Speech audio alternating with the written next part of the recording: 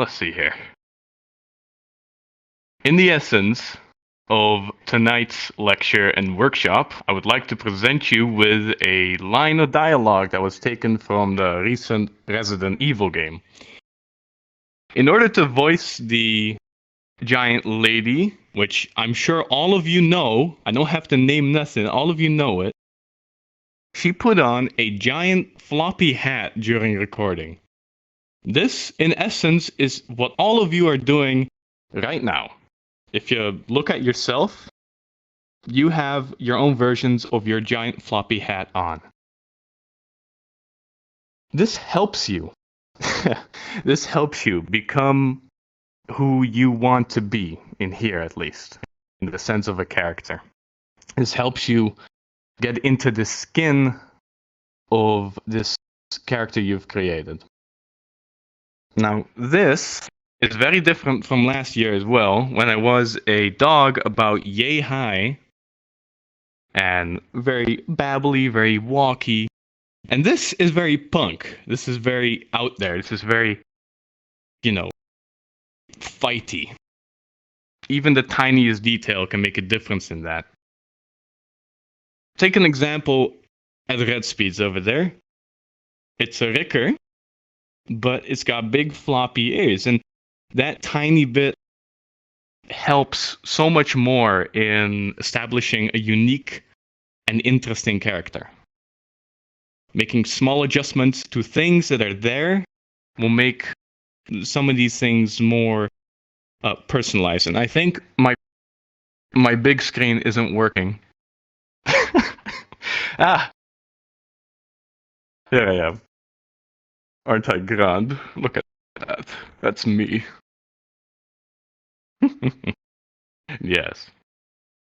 So, most of you here have already made your own model, if you will, made your own character, or took a base and adjusted it slightly, did something with it.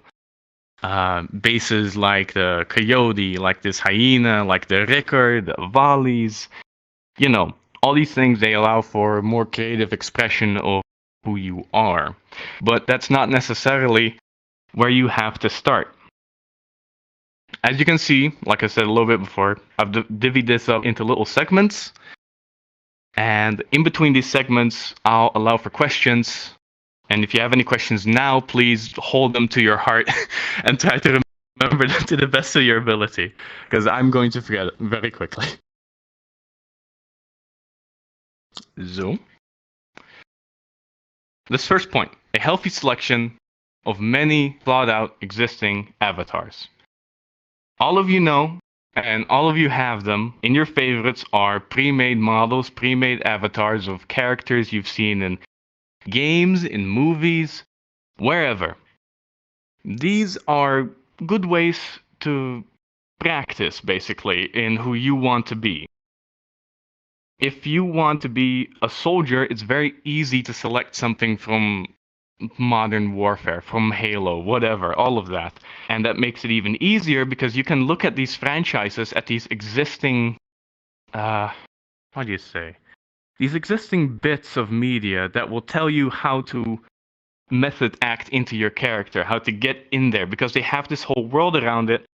And you as a character, you as a person right here, right now, just are yourself in the context of everything around you, while they are in the context of the world they were meant to be in. Taking this idea, practicing with something that's got training wheels, essentially, will make you a better character, a better stylist person for these things. A good example. This Ricker, or this Avali right here, you don't imagine them on a lava world. You imagine them in snow because they're colored white and they have feathers, so they're light. Let's see here. Nami with the Hawaii shirt on, right there in the back. You don't imagine them anywhere in northern forest. You imagine them on Hawaii, on an island, relaxing and chilling, because they created a context for themselves to act in. With that in mind, you can create little bits of accentuation to the characters that you have made off of bases and off of models. Ways to do this is by looking at concept art, concept training, such and such.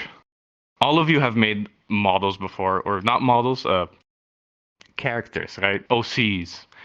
You've all written maybe a little bit of story, even if it's just a couple of sentences. You've all done something in that regard. And with that, you thought about where are they from? Who are they? What have they done? And doing that gives you an idea of how they can be and where how do you say? Where they might be going. If you're playing a character, you have to think about where you're going. So if they have, like for instance, Kratos. If you take Kratos out of God of War 3, he's very angry. He wants to maim and kill everything. And then you look at Kratos in the most recent God of War, and you can see that change in character of where he's going. He's much more withheld. He's much more focused on this development. Adding on to this, the props and the clothing that you as a character use. To use the Kratos example, in that video game, he eventually finds a relic from his past, which, if you've played the games, knows holds significant meaning. It adds onto him as a character, in the same way that piercings add onto me as a punk, in the same way that a iPad or some space thing might add onto your space character, in the same way that a cowboy hat might add onto a cowboy as a character. It's not called that for no reason, eh? Having said that, every character that you have made is based on something that exists. You have looked at something and decided, that's cool, I want that, give it to me now.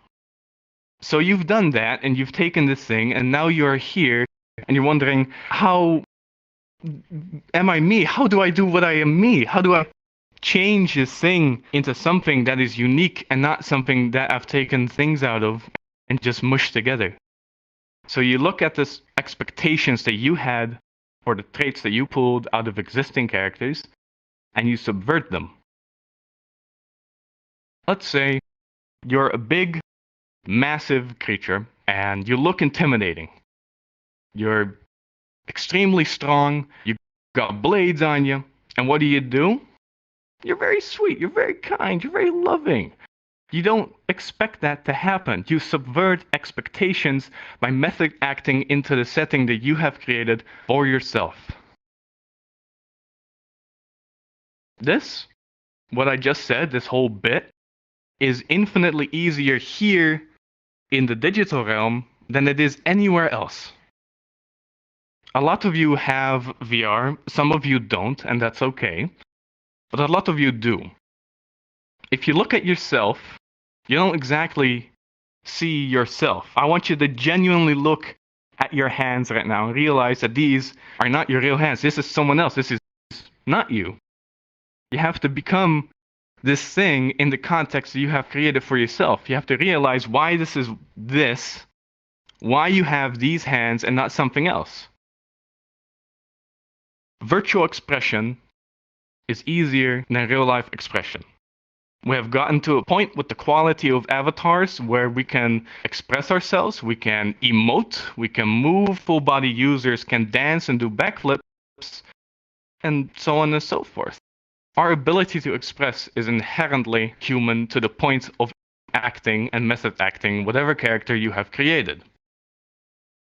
Looking at yourself, you have to think, how do I do this? How do I method act into this creature that I've made? Looking at the traits you have selected, you can figure that out. If you're thin and small, you can be fast and energetic, and I'll get back to that in a later bit. If you're big and chunky, you can be slow and dumb, or, to subvert expectations, smart and quick and clever and witty. And now I'll take questions about this section. If you have a question, just line up here at the front, if you will.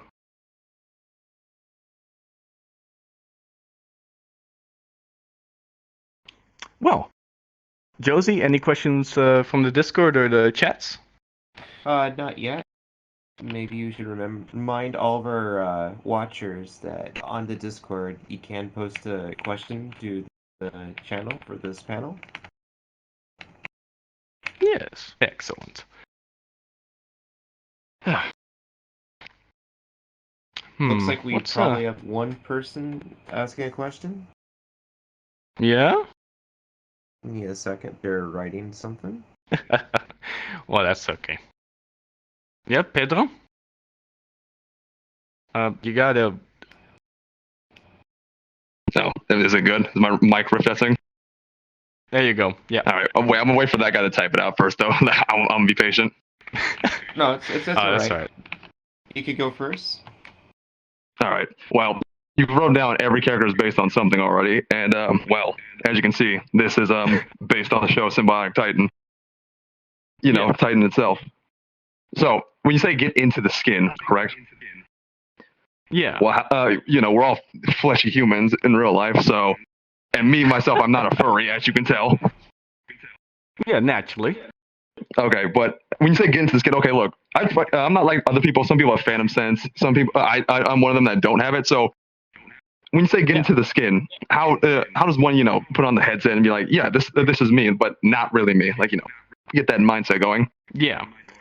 So what I said earlier, in the advancement of VR, you know, ability, in the advancement of emotes and moving and changing, a lot of characters have the ability to change facial expressions or do special moves or whatever. If you just spend like 5-10 minutes at the start of every VR session looking in a mirror, figuring out like, oh well, I'm yay high. I'm you know, you're massive. Like if I look at this, it's taller than me. You're super big. If you can use I'm that ripped. to your advantage, yeah, exactly. If you get into the mindset of I'm ripped, like I could pick one of those up and literally tear it in two. You know, you can get into that mindset. You can get into the point of understanding that this is a new body. This is a new Yeah. well, in your case, not quite a fleshy cage, but Well, you know, yeah. you control this machine thing, and you're super strong, and you're not stopped by anything because you're not made of degradable, you know, fleshy muscles. You're machine, Yeah. you're oil, you're cold-hearted, or maybe not. You know, maybe it's the opposite of that. Maybe you're a very caring, you know, sort of Care Bear type thing where you shoot a beam Hey, out heart of of your gold right chest. here. Yeah, that's exactly what I mean. The way that you look at your character is important for the context that you create for it.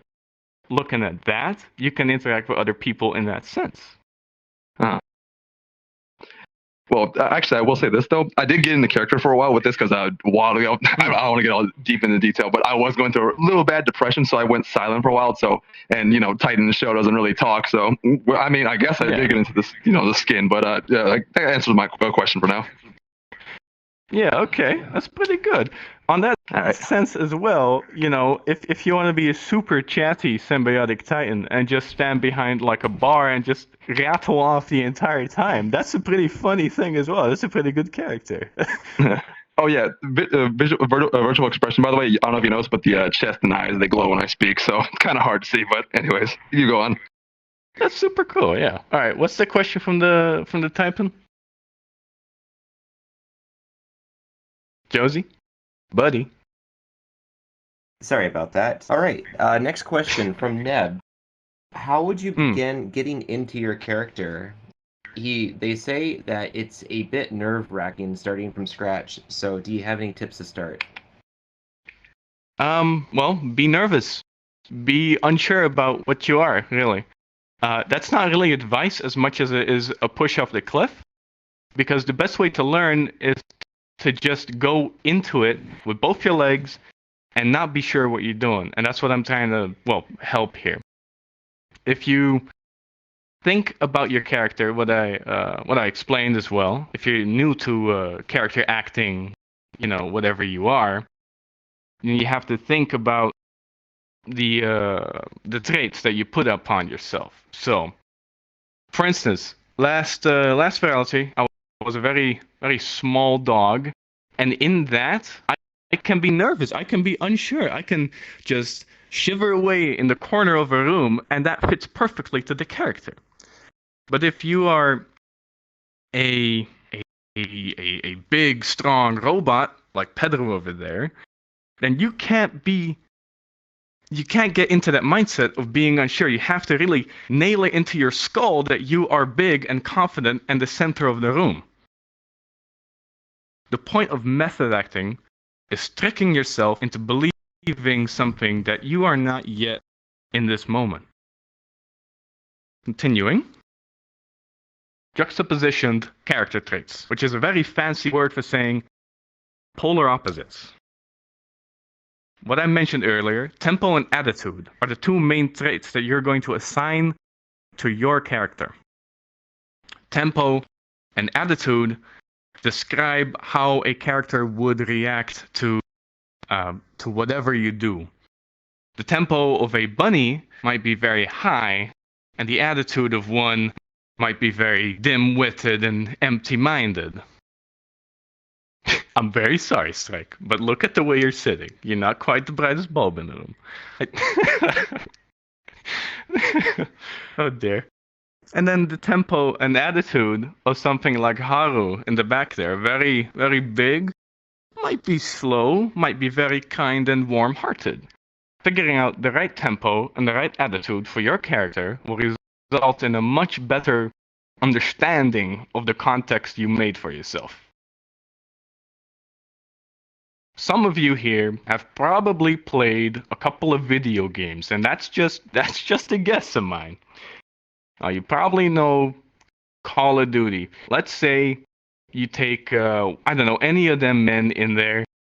They're usually very high tempo, very on edge. Their attitude is grim and dark, and they're moving fast at all points of the story.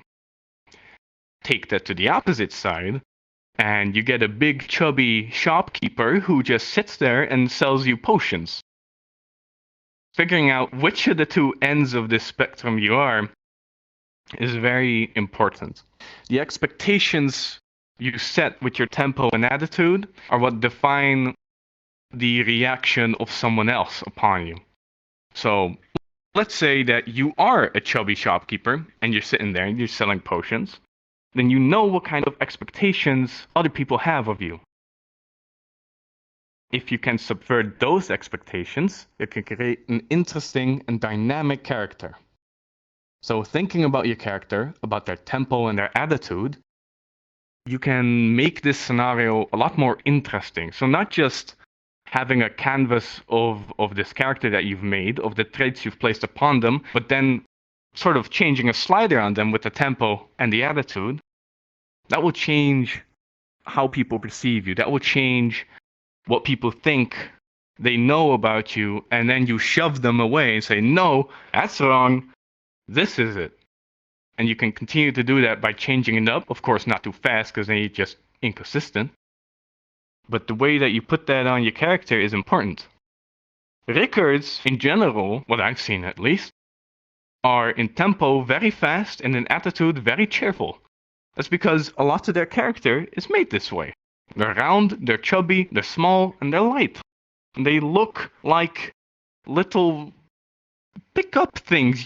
Look at that. Here, Speeds, if you stand up, look at you.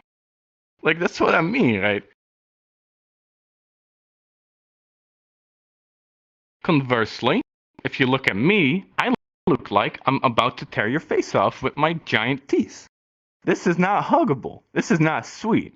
And I'm sending that out just by having a little accentuation and a quick tempo and a quick attitude. So think about that for your characters. Think about what your tempo is and what your attitude is. I'll take questions now.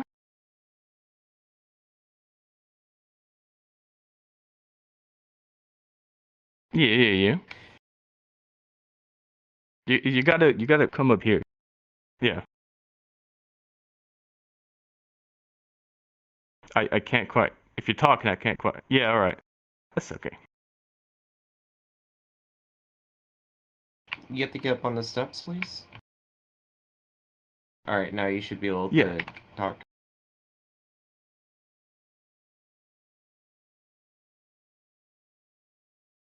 Yeah, that's okay. That's Okay. okay.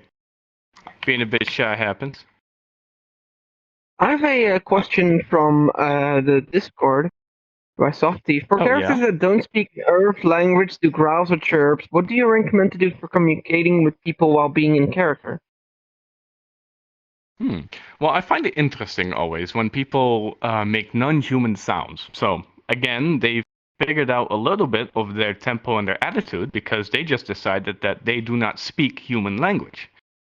They figured out that the best way to do it is by chirping, is by being more of their character. You see, some of Vali sometimes do a lot of the chirping, a lot of the little whistles, if you will, and that adds another layer of attitude to their character. So I think that's an excellent decision. Of course, combining that with a little bit of sign language helps if you want to figure out something or ask something. But I think that's a good example of adding more attitude and adding more accentuation to a character, otherwise a blank canvas. Gratify?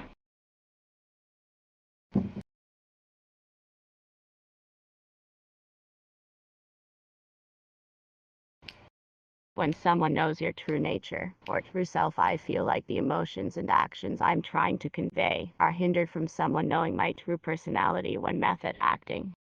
What are some recommendations for isolating yourself from an existing bias? Okay, that's a complex question, but I think I got a good answer for that. In general, a couple of these people that are sitting right there, strike cinnamon, they know who I am. They know how I am below this fleshy shell of a person. Yeah, well, a little bit. Yeah. I think the best way to do it is to trick yourself into believing that they are not them. Into tricking yourself that they too are method acting as their characters. They are not them. They are a bunny, a lizard, and another one of those, which I keep forgetting the name of.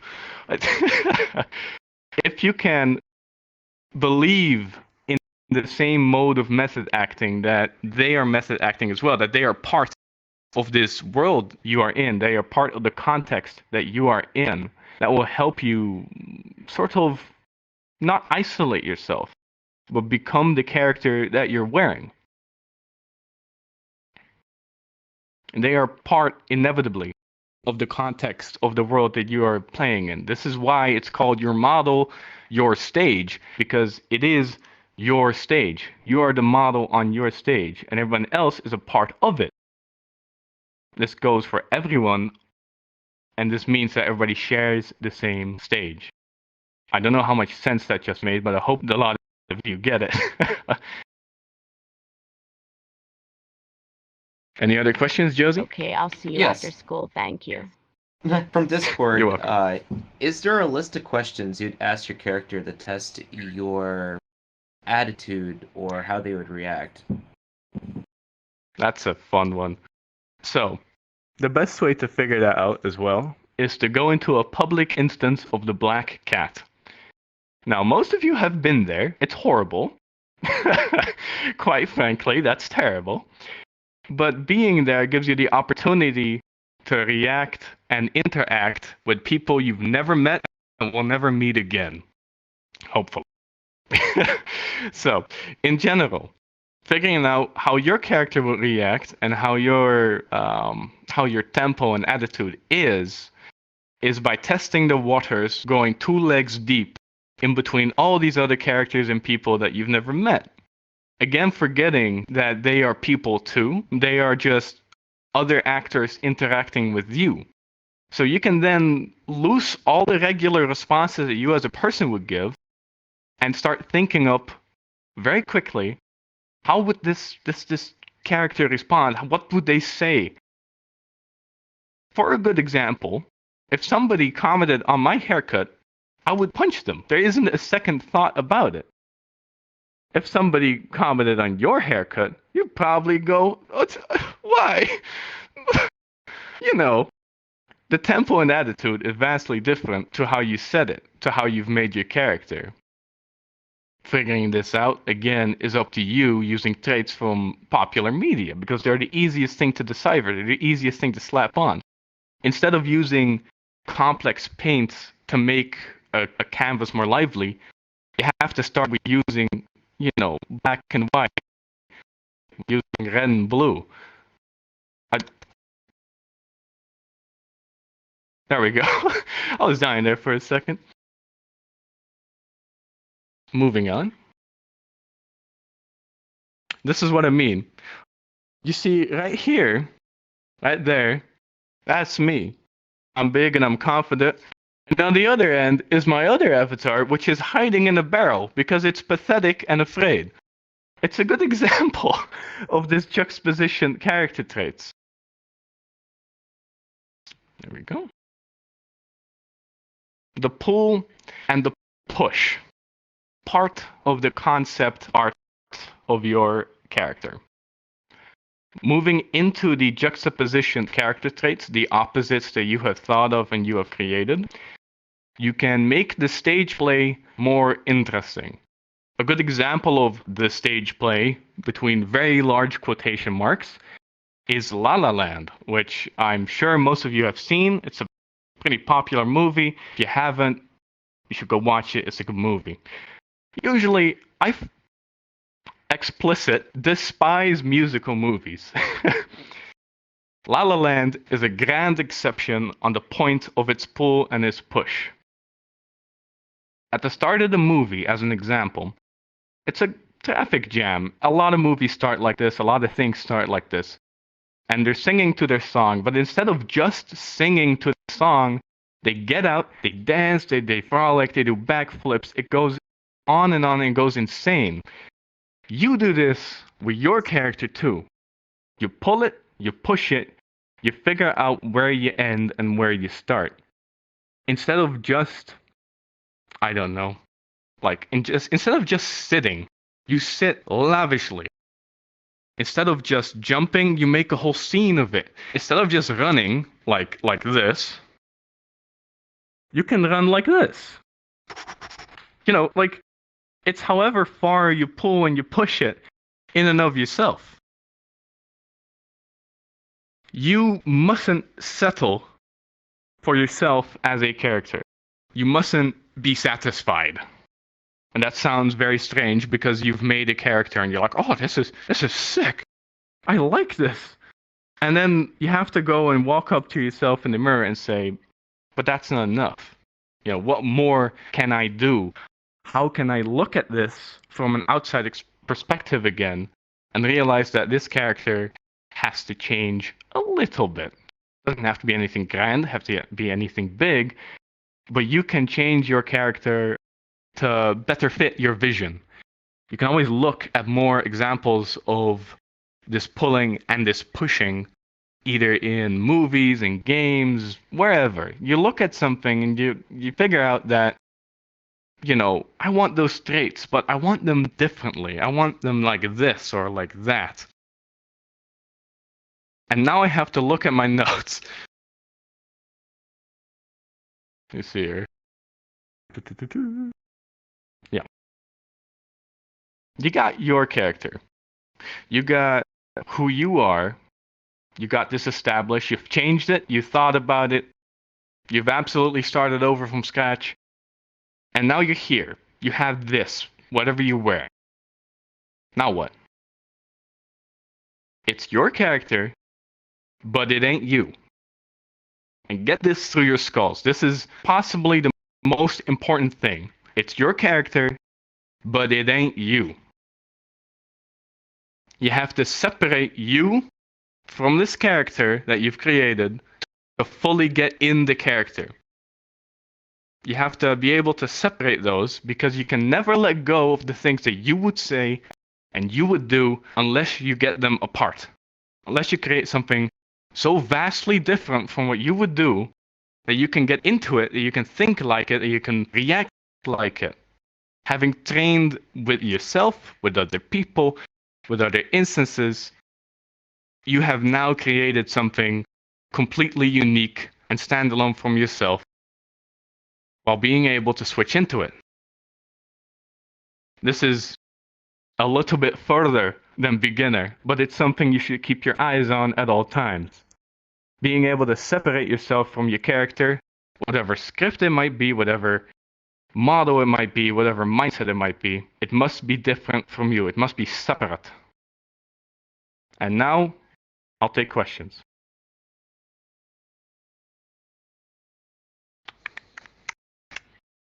Anything in the questions, Josie? Yes. In Discord, someone asked if you had any recommendations for VRC worlds which are best suited to practice character acting. I like that. I like that a lot. 1 second, Cinnamon. I'll get to you in a moment. So the best places to practice at first is the worlds that aesthetically and characteristically fit with you. I fit in a bar. Where do you fit? Where do you think you belong? If you look at yourself, like I asked you to do at the start, where do you think that you belong? What's your context? What's the easiest place that you can put yourself in and say, I belong right here? If you can answer that question, then you can already find yourself a world. There's so many worlds out there these days that there's undoubtedly something for you.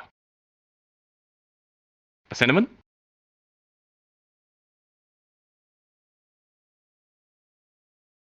I'm not sure if this is right for this section, but when you're playing a character and you're with other people who don't really realize you're playing a character, and they're taking you sincerely, and they're here to form like friendships, you know. Is there like a conflict of interest between playing a character, pushing those traits or being something that you're not, and then someone else who genuinely believes you are that person? How do you sort of reconcile that? Well, first of all, I want to congratulate you on playing your character well, because they genuinely believe you are that character. That's an excellent thing. Now, the second part, reconciling that, is by telling them sometimes, in between, that this is the act. Finding the right moments to let yourself slip through the act and letting yourself be the other you, be the regular you, the one that you have separated from the character. There's moments for that too. There's moments for being in character and moments for sitting with your mates on the couch and just having a laugh. You can reconcile that by just telling them. That's a very plain and simple answer. Very often really, when you're out there in the wild, which is why I gave it as a good example, the Black Cat public instance, is a good way to practice because people don't realize that you're doing a character. Your friends know if you start acting vastly different, but they might go along with it. But other people don't. If you want to method act your character in the right setting, you have to have some form of openness as well with the people that you're around. This is an okay thing, but it does happen. It's not so much a solution as it is, this is how it is. Anything else, Josie? Yes. What are your thoughts on acting as a character that has more traits you don't? For example, having a character with a ad when you don't, or having a character in a wheelchair when you're not? Well, you might have noticed already, but I have boobs, and I'm also a guy. You can get into the character by looking in the mirror in the world. This is a beautiful thing of VR. Just looking at yourself and sort of forgetting that this is flesh and bones under here. You have to mimic your movements. Instead of just doing this, stick up your thumb, in real life. Instead of just doing this, do it in real life too, best as you can. The more you can mimic the movements of your body that you're making in VR, the more that you'll feel connected, if you will, to the character in VR and the flesh and bones in real life. So the way that you connect to a character which has different features from yourself is by tricking your mind into looking in the mirror and genuinely thinking, that's me. This is my hand. These are my arms. This is my hair. Looking at that is a lot of practice, and that's all it comes down to. It's a lot of practice in looking at yourself and your body. Yes? Yeah, can I? How do you incorporate something like a prop like this plushie into your method acting?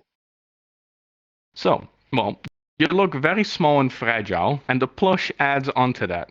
So, let's say you have that, right?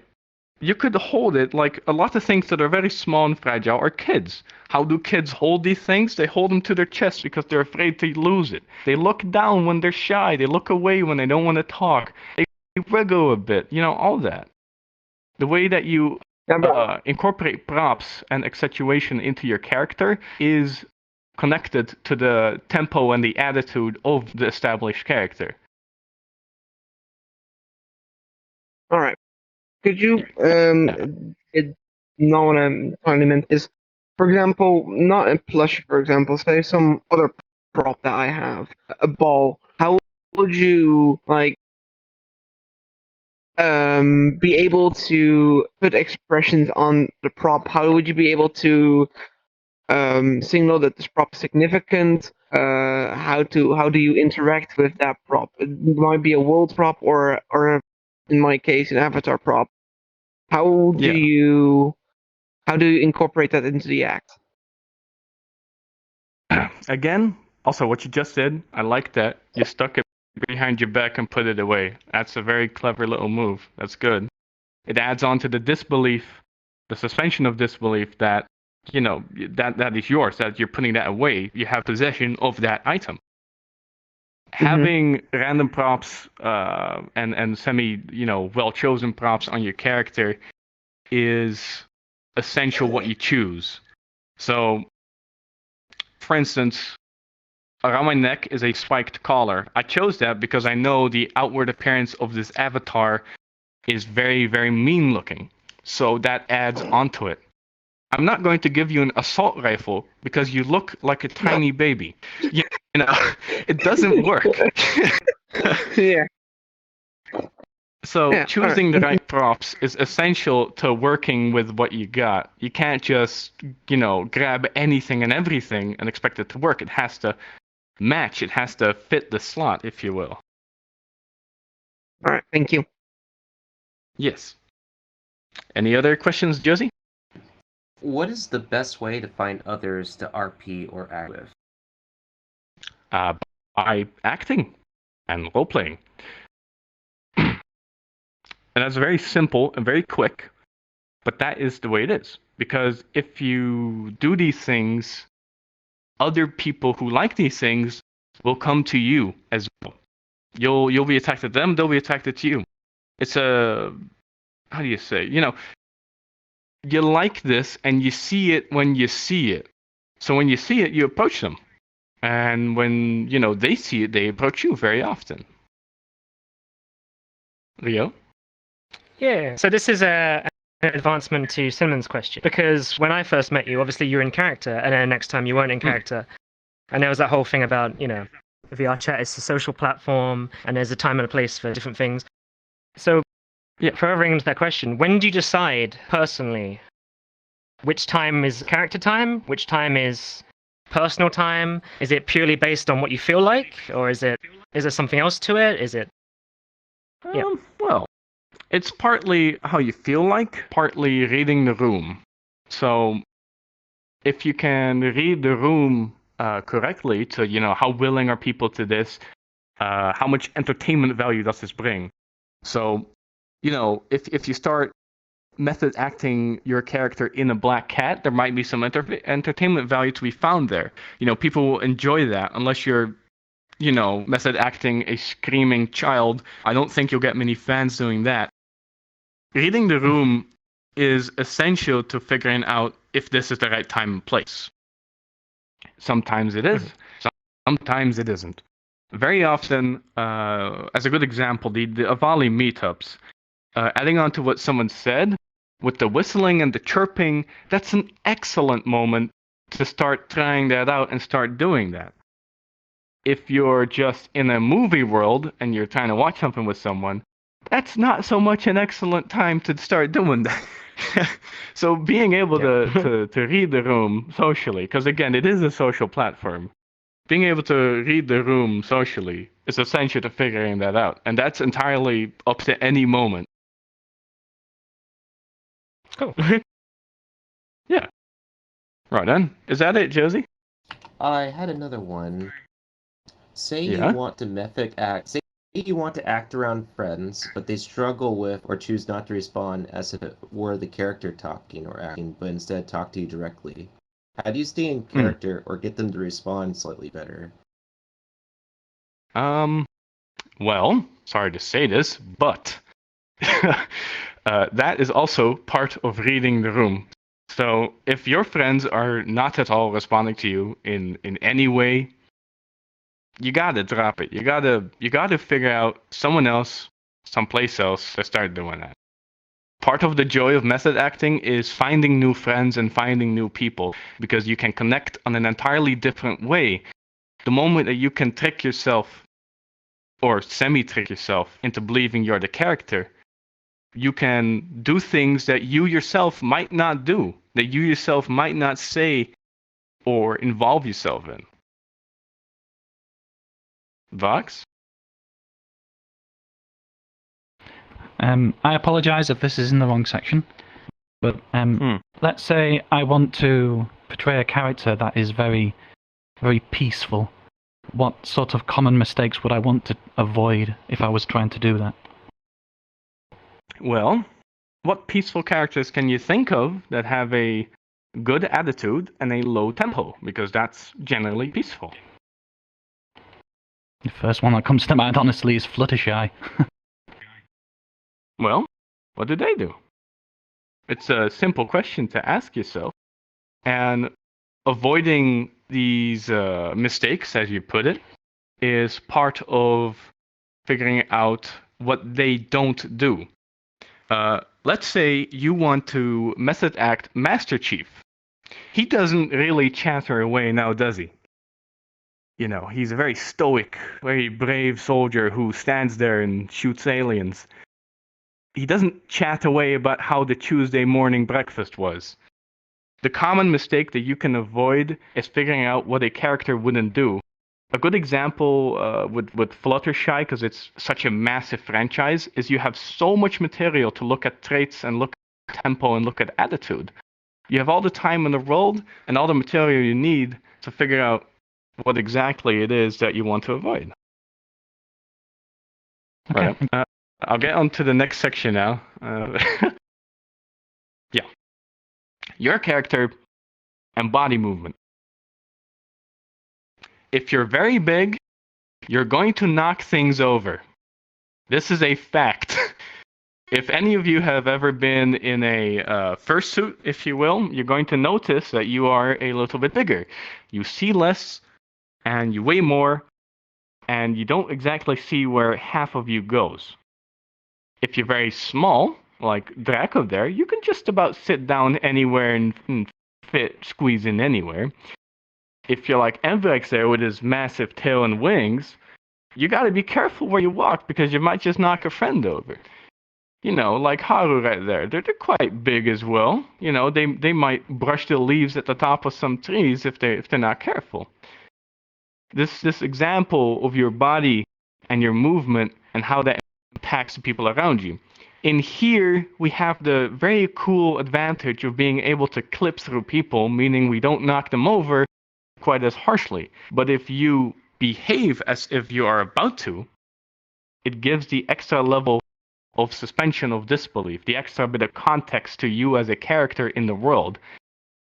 Again, this is your model and your stage. These other characters are on there, and if you behave like, let's say, you know, I'm walking around and there's something small right here, I could just walk through it, or I could be like, oh, I'm sorry. Like, you know, if you add that little bit of movement, of character into what you do, it adds onto the disbelief of both yourself and for them to really put down your character a little bit more. This is very important because you want every advantage you can get into tricking yourself into this state of disbelief, the state of character context. Think like your character and not like yourself. That's the way it is. You have to think how you behave and how your character behaves. You have to think what they would do if they found something. You have to think and practice and practice and practice. You have to figure out why they would do something. Why would you knock a friend over? Why would you be careful? Why would you say a thing that you're going to say? These things are essential to you as a character to add on to the context of what you've created. The body movement is an extension of your tempo and your attitude. What I said at the beginning, big, slow, sweet, small, light, fast, all body movement that you do adds onto those facts. You have the splendorous ability to move your hands and move your head. And in the case of some people, you have the splendorous ability to not lay down. And yet you do. What I mean to say is, use every tool at your disposal to make it happen. Use every tool you got right now to make something happen. If you can move, like this, I don't have full body, but I know that if I move my head a little bit like this, I take a couple steps down there. If you can figure out that, for instance, in your mirror, what your avatar does when you do movements, when you do expressions, when you say things, how that looks, you can add another layer of that context to your character, another layer of the tempo and the attitude.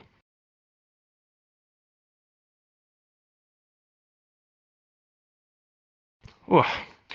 Okay. Any questions? Not at the moment. Right. Come on. Yeah, right. How do you? Oh, is my micro working? Oh, there we go. You said like if you're big, you're gonna knock people over. How do you know if you're walking into someone or someone's walking into you because you do not have eyes in the back of your head? You look around. You can swivel your neck on the x-axis and look around. That's the z-axis, not the x-axis. You see, I'm not very clever. No.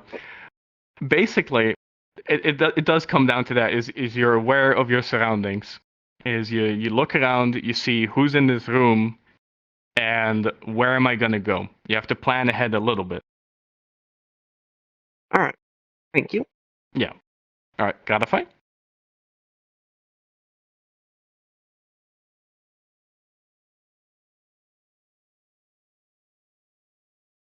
Yes. When the character being betrayed is mentally and or physically taxing, what are some ways of maintaining your character whilst giving yourself a break? Should I apply a concept you mentioned earlier, where I generate a relaxed variation of the character based on its existing interpretation? Yeah. So the way that you can fool yourself, if you will, into creating such a character is by, again, looking at existing media, by looking at the base plate of characters that are around and relaxed while under duress. So it's a very finesse and niche thing to create a very advanced thing. Since this is a beginner panel, I still recommend that you start with something, a little bit easier. Let's say, light, fast, slow, big, sweet, caring, all that snazzy and so forth and so on. There's an infinite number of, if you will, pre-made characters, if you will, attitudes and tempos that you can adopt that are a little bit easier to start off with to figure out how to trick yourself. After that, you can start working on things that are a lot more taxing, a lot more deeply intertwined with you as a person.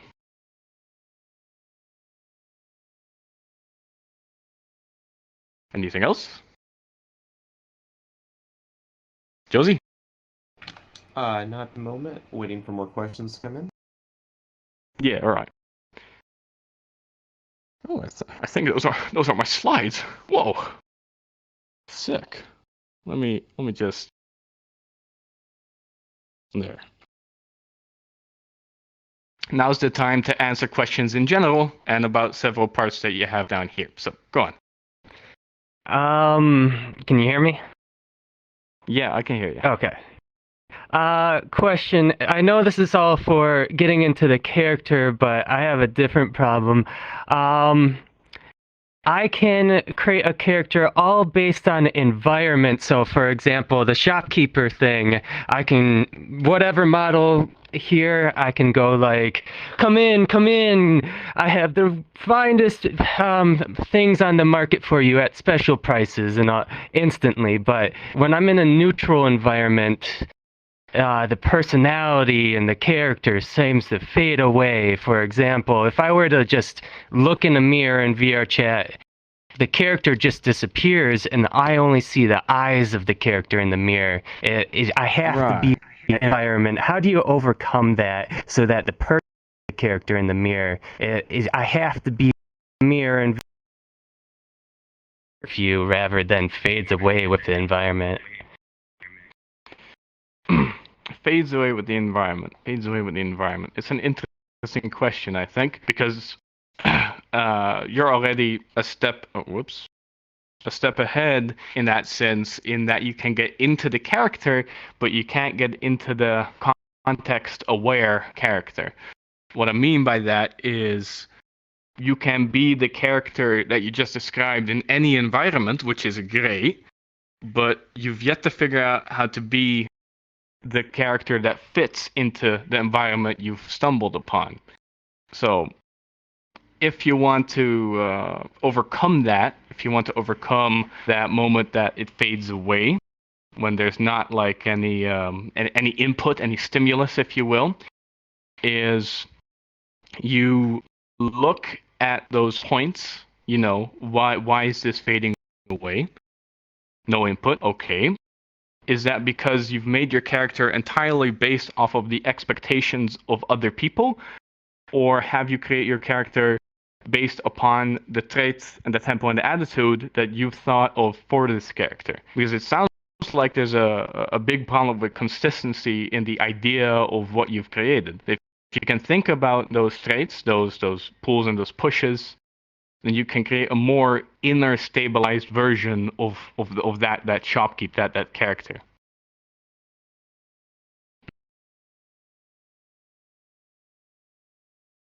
I had a question. Right. For characters that have a tail, like most of us, how do you feel the tail? How do you, because we in real life don't have tails, unfortunately. How do you No. control the tail? How do you handle the tail, so to say? Well, a moment ago, I commented on how when I tilt my head like this, I know that my legs sort of move a little bit. I know this because my entire body moves because I've looked in the mirror for a couple hours in total, I think, by now. And so I know that my tail moves as well. So turning around, I can imagine that my body is bigger than it is. I can imagine myself that there's like if you want, a giant extra leg on the back of your back that's sort of sticking out, you know, if you want to trick yourself. You know, you ain't got just a leg here, you got a leg down there. Same with the feathers for the Avali. It's like you're wearing a very big, wide hoodie. The same with the giant wings on Enverex. He's carrying probably an entire cabinet on his back.